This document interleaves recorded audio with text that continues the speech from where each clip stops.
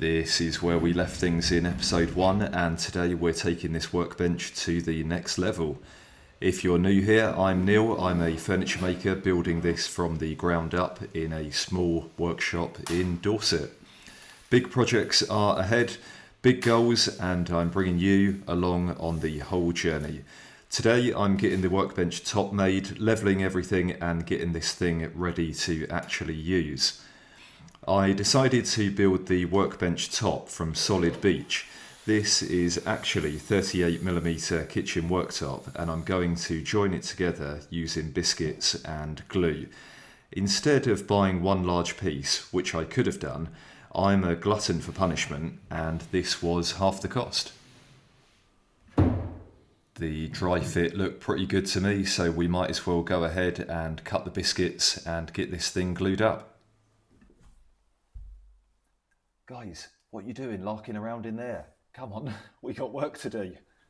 This workbench was meant to be a 2-episode build. That was the plan, until I disappeared to America last week and completely threw the schedule off. So this is episode 2, and episode 3 is now officially happening. That's where I'll finish everything off: the vise, the front, the drawers, the doors, all of it. And speaking of the trip, the flight home was something else. The plane was absolutely packed, every seat taken. Because my brother was the pilot, they put me on the jump seat. If you've never sat on one, it's basically a tiny fold-down seat right in the galley. It's not uncomfortable, it's just compact. Let's say it gives you a whole new appreciation for how the crew move around during the flight. I was trying to stay out the way whilst they worked. Honestly, they were fantastic. One of the stewardesses started chatting and asked where this YouTube thing is going. And there I am, perched on this little seat, knees tucked in, thinking, right now, I'm just hoping I don't accidentally roll into the drinks trolley. But it was one of those moments that made me smile. One day I'm here in Dorset, covered in beech dust. The next I'm flying home on a jump seat, having a thoughtful chat at 35,000 feet. Anyway, episode 3 is where the whole bench comes together: vise front, drawers, doors, and finally a proper reveal. The glue up went pretty well. There was this little bit of damage on the edge. I think it was done by the delivery drivers. They're not here, so we'll blame them. I cut the workbench down to size. I left the sides about 5mm too long in all planes. We'll treat those later with a router. I'm pretty happy with how the glue up went. Large, heavy items on your own can sometimes be a pickle, but this went pretty well. The offcuts from the worktop can be used to make the vise and some bench dogs in future.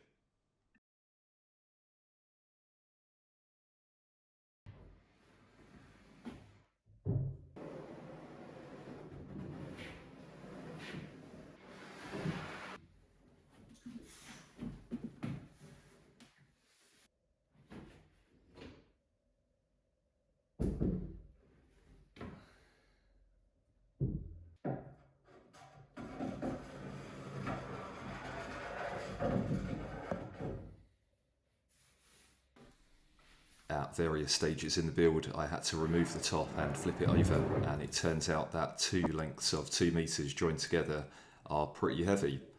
So these central supports for the worktop on the workbench are slightly high, so I'm going to plane them down and remove about 0.5 mm just to make sure it's perfectly flat and level. And you'll notice that I'm smiling here, and the reason is I brought a 4 meter length of worktop and joined it together to try and save some money, but by the time I brought a router bit to flatten the top, glue and biscuits, I think it turned out to be a false economy. But there we go, that's life. This step is possibly not necessary, but I'm just beefing up the central supports and adding some scrap pieces either side, just so the workbench has got a bit more support and rigidity to it.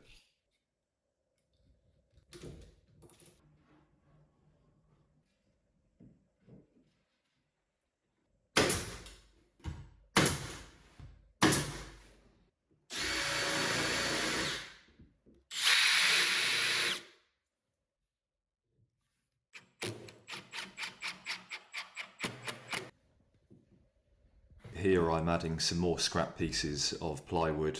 This is on the underside of the workbench.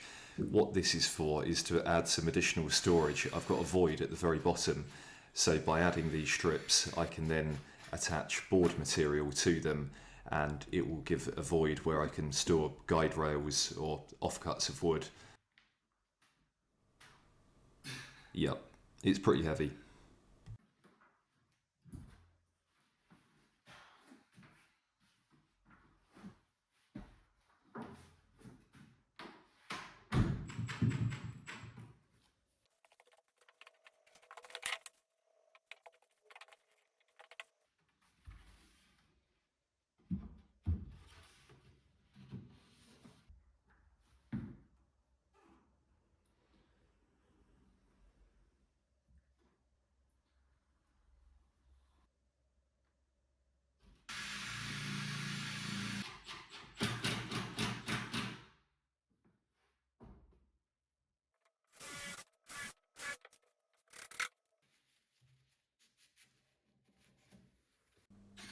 If you can't picture where this is, the workbench is on its side and I'm screwing through the bottom into the central rail of that shelf beneath the workbench.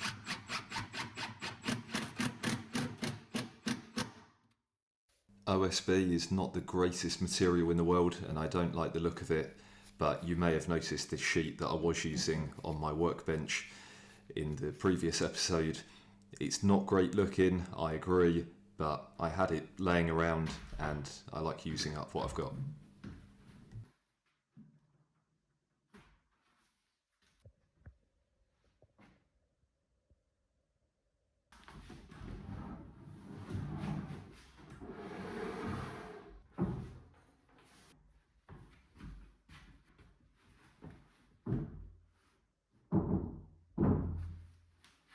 On the underside of the worktop, I'm giving it 2 coats of matte water-based varnish, and I've made a decision regarding YouTube that I'm going to stop asking people to subscribe to the channel, but all I'm going to say is you are currently watching a guy varnish a bit of wood effectively in his garage, so you might as well just hit the subscribe button.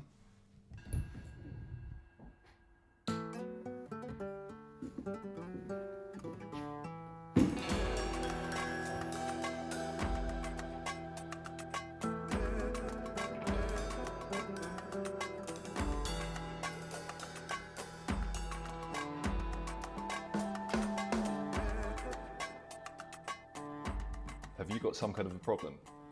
Because I have. Here, let me show you.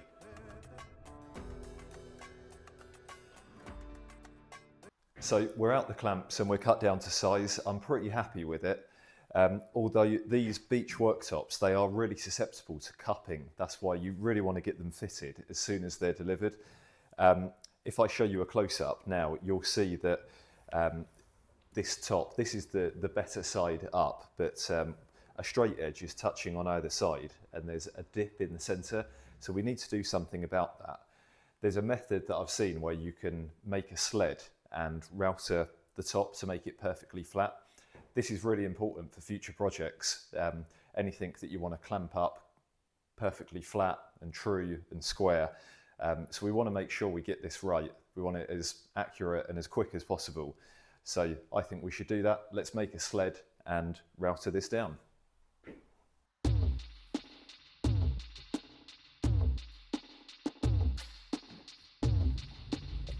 To avoid this video getting too long, I'm going to make a separate video on how to flatten the workbench and making the jig properly to do this. This is a little snip of what I did to make the jig, but if you check back in a week or so, I will put out another video to show you exactly how I made this jig, how you can make one yourself. These are a really useful jig to keep hold of. They're particularly good for flattening end grain breadboards or cutting boards. I normally throw away jigs like this after using them, but this I'll probably keep hold of because it's so versatile.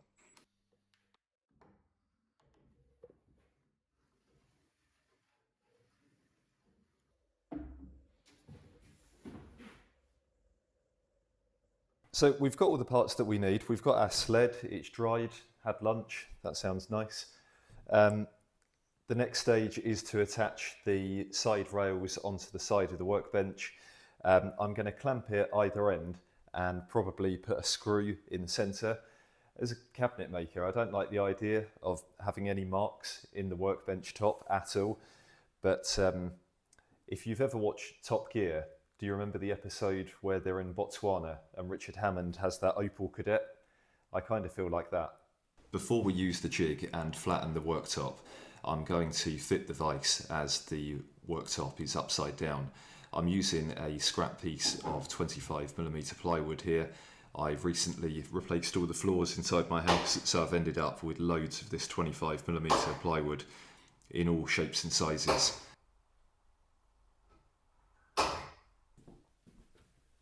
Now what you doing? Come on guys, out! We got some work to do. Here is a job that I forgot to do in the last episode. I'm just countersinking the bench dog holes with a large countersink. I will also touch up the matte varnish at a later date.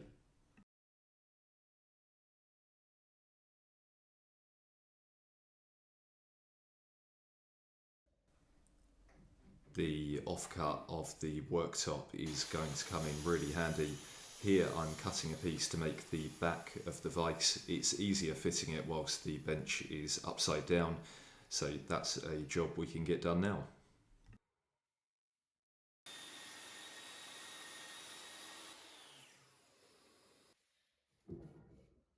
I really like this simple woodworking vise that I brought.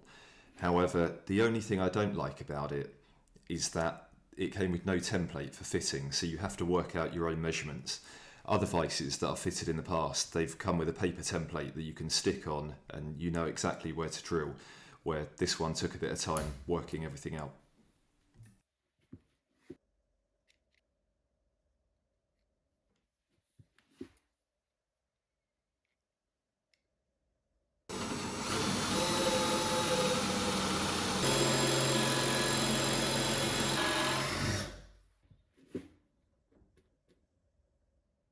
I don't currently have a pillar drill, so in order to drill these through holes to secure the back of the vise to the underside of the bench, what I'm going to do is work out the centre of this. This material is 38mm thick, so halfway through is 19mm.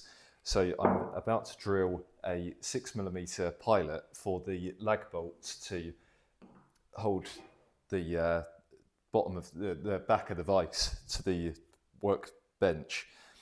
So to be able to drill the hole through true without having a pillar drill or column drill, I've just used some scraps of plywood. I've got a piece of 9 and a piece of 6, so I've got 15mm. So I know that when I drill through, that if I'm roughly like 1mm above these scrap pieces of plywood, I know that my hole is going to go through true, hopefully. We'll see what happens when I come through the other side, how accurate this works out.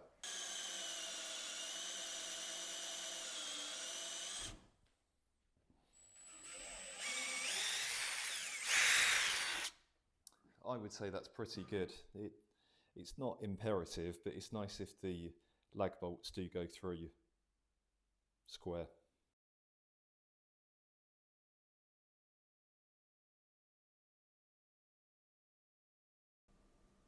Eyeing through with a mini square here, just trying to get those through holes for the vise as square as possible. I did find that the beech was burning pretty easily with this particular Forstner bit, but luckily you never forget that fire training. So I started this YouTube channel a month ago, and something I really didn't expect about it is that I started it to help other people, to share the little bit of knowledge that I do have, and also to allow people to follow along on the journey of what I'm doing, building a business and setting up a new company. It's something that I would find interesting, so I thought others may as well. But what I really didn't expect is how quickly it would have taken off, and also just how many good people there are out there. I never expected that. You hear there's loads of bad on the internet, but the comments and the support I've had so far has just been Amazing. So those of you that have commented, thank you so much. I really do appreciate it. Speaking about the vise again, what I really like about this vise is that it has a quick release function, and to engage that it's really simple. All you have to do is quickly anti-clockwise 2 rotations to the left, and that releases the thread, so you can slide the vise in or out quickly. And to re-engage, you then just do 2 full turns to the right to engage the thread once again. This step here, I so nearly forgot to do it. I nearly forgot to drill a pilot for the lag bolts to go into the underside of the worktop, but luckily I did remember, and some tallow on those helped them go in a bit easier. If there's any eco-maniacs out there, don't worry, this is not modern tallow. It came from my grandfather, and I don't think that whale swam whilst any of us were around. It's probably 70 years old. Oh man, I can see this being my first hate on the internet. Someone's going to say that I'm a whale hater, or that I'm killing the whales, or something like that. I've got nothing against whales, I'm just using up what I've got. And for anyone who doesn't know, tallow is a byproduct from like the whaling industry, back when that was done. Well, I suppose it still is done by the Japanese or Chinese or something, but years ago when the Western world used to do whaling, it was quite a common product and used in manufacturing and woodworking.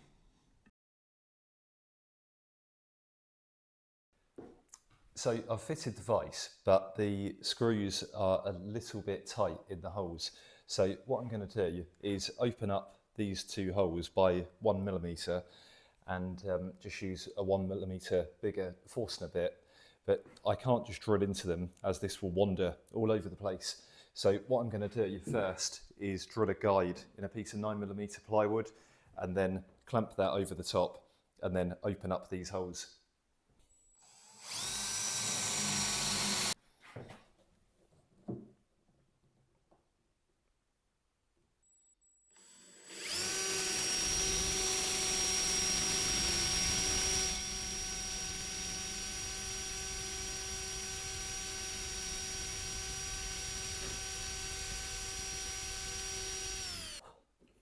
I'm going to try it again, just in case it was just the one. I think it was this side, but possibly both.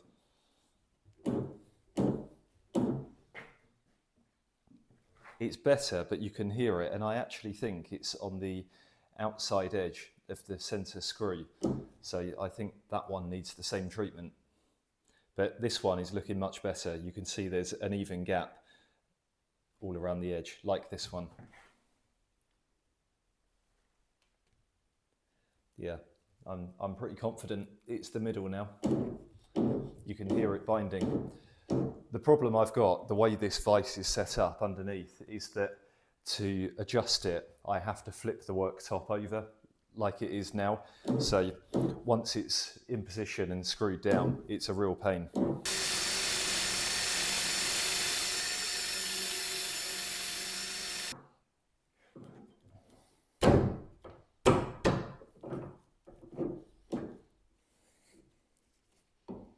To look at, it still looks like it's binding on the bottom of the central pin.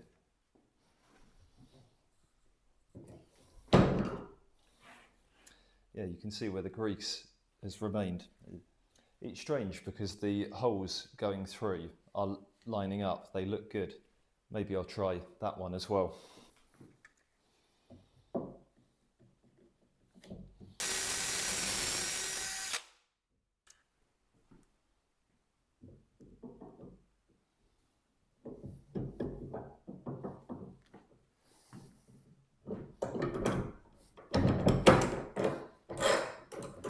There we go. 1mm makes all the difference.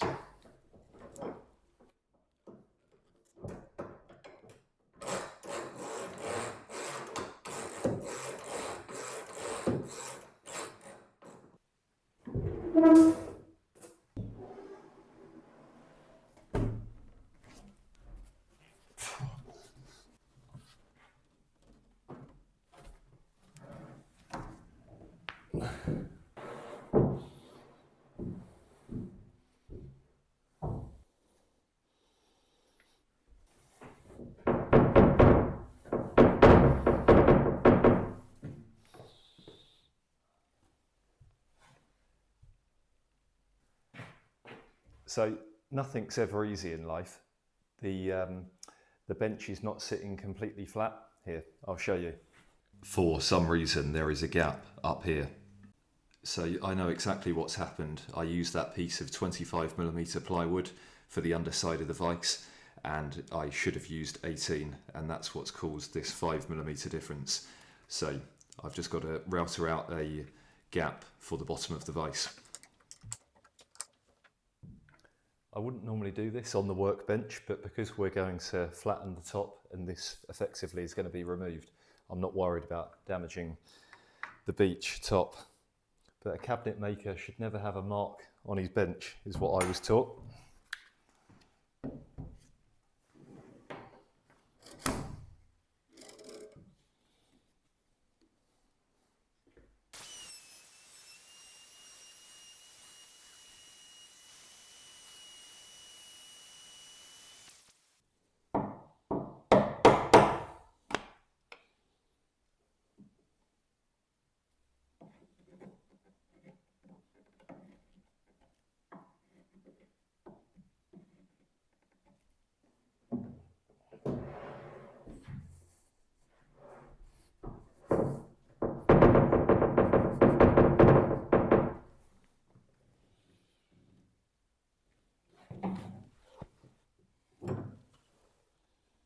The top is currently oversized at the moment. It's overhanging about 5mm on either of the sides. So once it's fixed down, we can trim it with a router perfectly so it's flush with the sides and put a perfect straight line in, which will be useful for gluing up in future. To fix the beech worktop to the workbench, I'm going to use these 60mm timber hex drive screws. The heads are going to need recessing into the workbench to make sure they're flush. So we need to drill some holes for that first. I'm going to use 5 either side and 2 in the centre. The centre ones, they're probably not necessary, but because we had some cupping, they should help with that. Let's do it. The eagle-eyed viewers will notice that the vise has magically disappeared. For some reason, I decided that in the storytelling, it would be better to do it this way round, so I've switched fixing the top to fitting the vise. I don't really know why.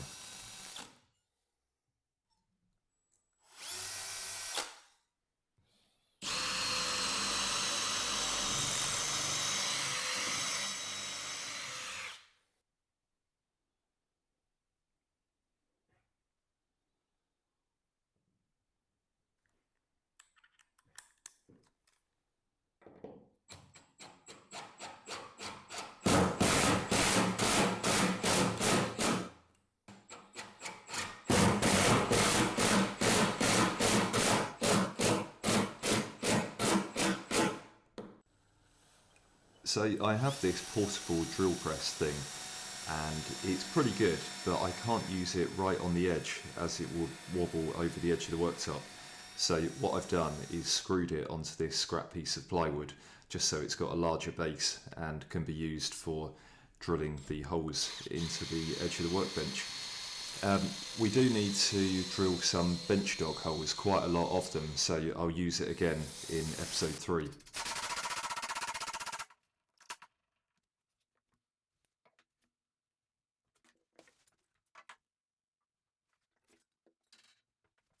To flatten the top, I've brought a new router bit. This one is 25mm in diameter. It's flat bottomed, and this workbench is 2 meters long, so we're roughly looking at about 50 passes. So I thought it was worth going for a wider and a new router bit just to speed up the process and get a good finish. This router I've got, it's not the best quality in the world. I'm on a bit of a tight budget at the moment. And in the past, I have had a router bit drop out of the collar of the router, and luckily into the workpiece, it didn't go flying. But I always worry about that. Has anyone ever had that happen to them, like a router fall out and come flying across the room?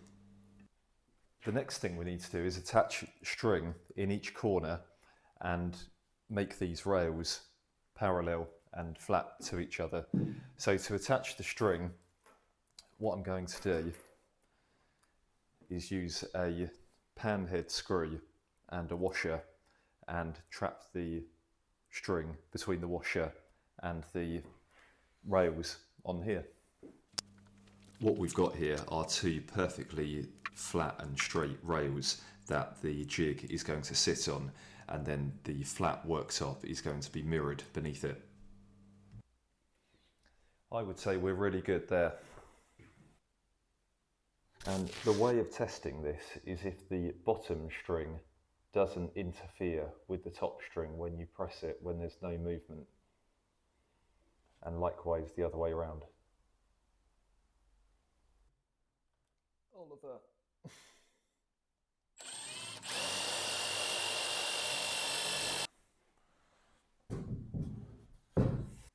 So now what I'm going to do is plunge the router so the bit is touching the workbench in the lowest corner, and that should mean that we remove a maximum of 2 millimeters elsewhere on the workbench, and this will be the lowest point.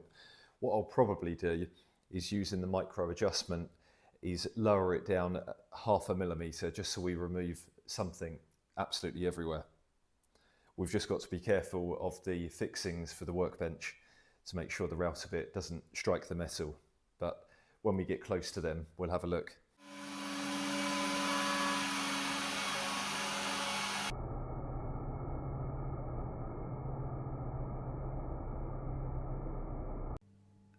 At the time of editing this was my life for a good half of yesterday.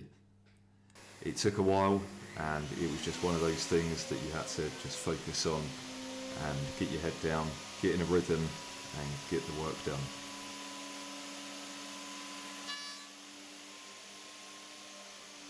Like I say, I will do a separate video to explain exactly how I built this jig and all of the details to show you how to do the same.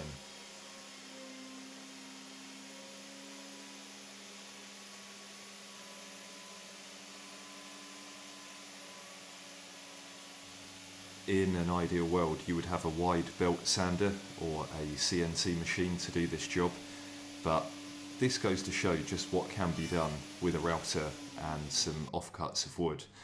And I was pretty careful around those fixings. Obviously I didn't want the router bit to touch them, so I just worked up to the edge and checked.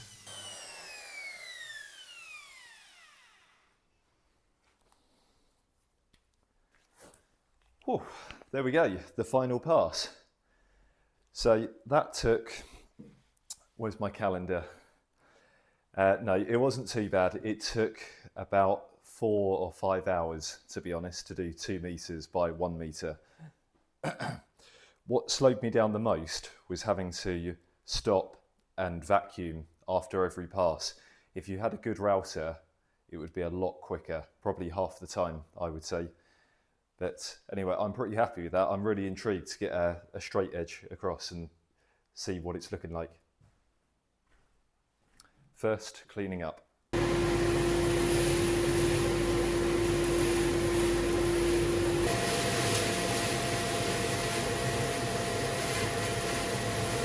I'm really intrigued. I want to know.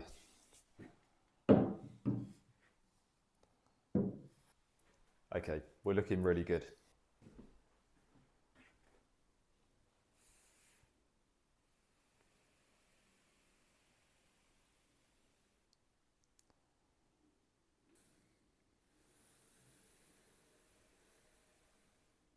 That's episode 2 wrapped. Big progress this week.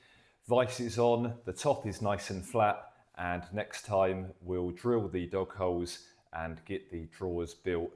Finally finishing off this bench, ready for some very exciting projects. Looking forward to it. See you guys then.